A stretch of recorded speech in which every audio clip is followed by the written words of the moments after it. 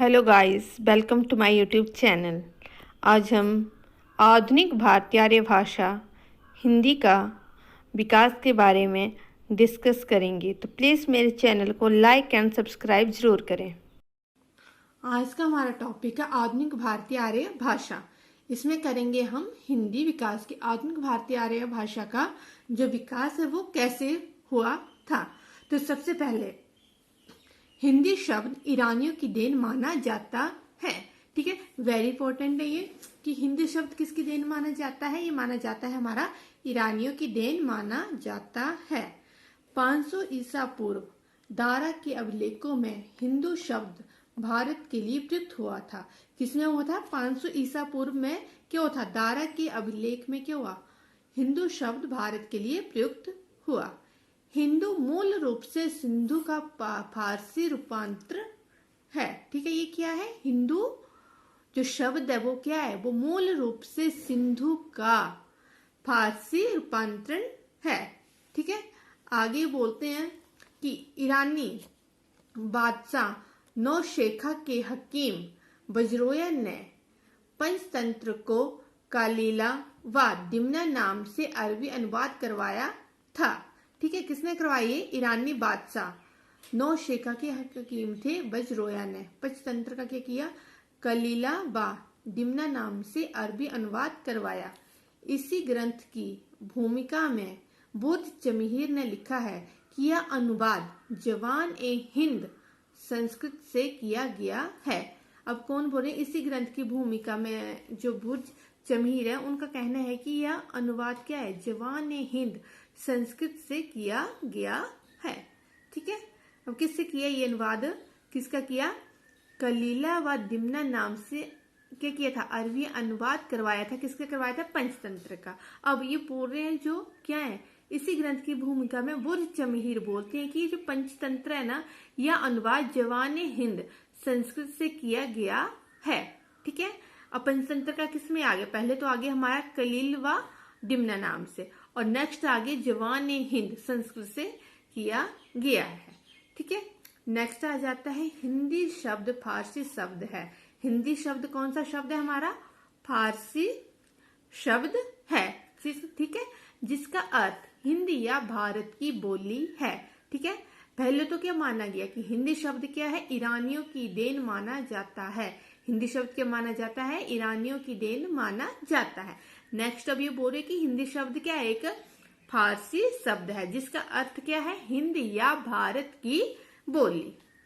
ठीक है, आगे आ जाता है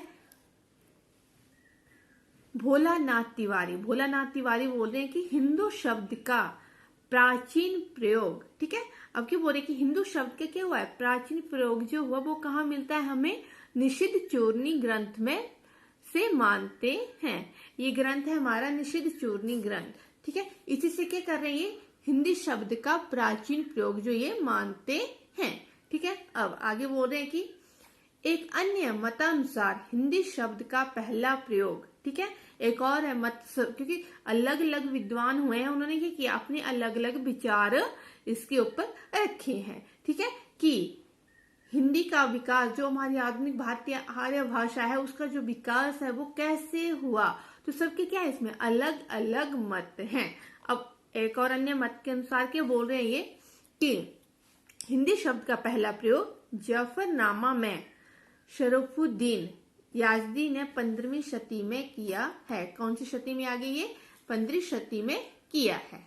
ठीक है, अगले अब आगे हमारे अमीर खुसरो। अब ये बोल रहे हैं ना कि अमीर खुसरो ने खालिक बारी में हिंदी शब्द 30 बार व 5 बार हिंदी शब्द का प्रयोग किया है। किसमें किया? ये खालिक बारी में। किसने किया? अमीर खुसरो ने किया है। ठीक है, इनके ग्रंथ का नाम है खालिक बारी, जिसमें क्या किया? हिंदी शब्द का कितनी बार प्रयोग कर रहे हैं? ये 30 बार, और 5 बार किस शब्द का प्रयोग कर रहे हैं? ये हिंदी शब्द का प्रयोग कर रहे हैं अपने इस ग्रंथ में। ठीक है, इसके अलावा वे हिंदी को हिंद की हिंदुई भी कहते हैं। इसके अलावा क्या कर रहे हैं वो?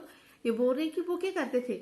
वे हिंदी को हिंद की या हिंदुई भी कहते हैं। कौन कहते हैं ये हमारे? ठीक है, आ भी सकता है कि हिंद की या हिंदुई कौन कहते हैं हिंदी को, तो आ जाएगा हमारा अमीर खुसरो।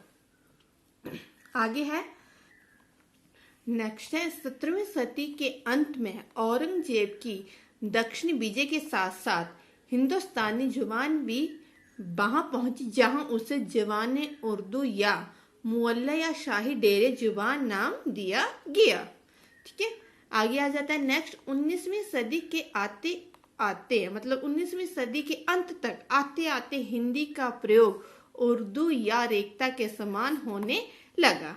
ठीक है, अब क्या हुआ 19वीं सदी, जैसे 19वीं सदी का अंत आने लगा, ठीक है, तो उस टाइम क्या हो रहा था, हिंदी का प्रयोग जो है वो किसके समान होने लगा, उर्दू या रेख्ता के समान जो वो धीरे धीरे होने लगा। ठीक है, अब उर्दू मूलतः तुर्की शब्द है। अब इसमें दो शब्द आ गए हमारे, एक आ गया उर्दू और रेख्ता। ठीक है, उर्दू, अब ये बोले कि उर्दू कैसा शब्द है, ये हमारा तुर्की शब्द है।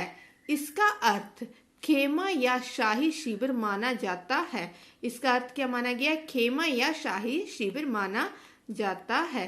इसी के चलते उर्दू को खेमे की भाषा भी कहा जाता है। ठीक है, अब इसी के चलते क्या हो रहा है, अब उर्दू को क्या माना गया है, खेमे की भाषा माना गया है। ठीक है, अब पहला हमारा पीछे हमने किया, जैसे हिंदी शब्द कौन सा शब्द है हमारा, फारसी शब्द है। उर्दू कौन सा आ गया हमारा, तुर्की शब्द। ठीक है, अब नेक्स्ट आता है रेख्ता। अब ये बोले कि रेख्ता से अभिप्राय है जब किसी भाषा में अरबी और फारसी शब्दों की अधिकता दिखाई देती है। ठीक है, अब रेख्ता में क्या हो गया, किसी बोल रहे हैं रेख्ता। ठीक है, अब इसमें क्या होगा, जिस भाषा में क्या होगा, अरबी और फारसी दोनों भाषाओं की क्या होगी, इन दोनों भाषाओं के शब्दों की अधिकता जहां पे बहुत ज्यादा दिखाई देगी, ठीक है, वो क्या होगा, वो रेख्ता कहलाएगा। अतः अरबी फारसी शब्द युक्त भाषा भी रेख्ता कहा जाता है। ठीक है, मतलब कहने का मतलब यही है कि जो अरबी फारसी शब्द युक्त भाषा है वो क्या कहलाएगी, हमारी रेख्ता कहलाएगी। ठीक है, ठीक है, अब इसमें मेन क्या था, एक तो आ गया हमारा हिंदी। हिंदी क्या है, ईरानियों की देन है। ठीक है, उसके बाद हिंदी शब्द का क्या आ गया, कौन सा शब्द है, फारसी शब्द है। फिर उर्दू, उर्दू हमारा कौन सा है, तुर्की शब्द है। और उसके बाद है हमारा रेख्ता।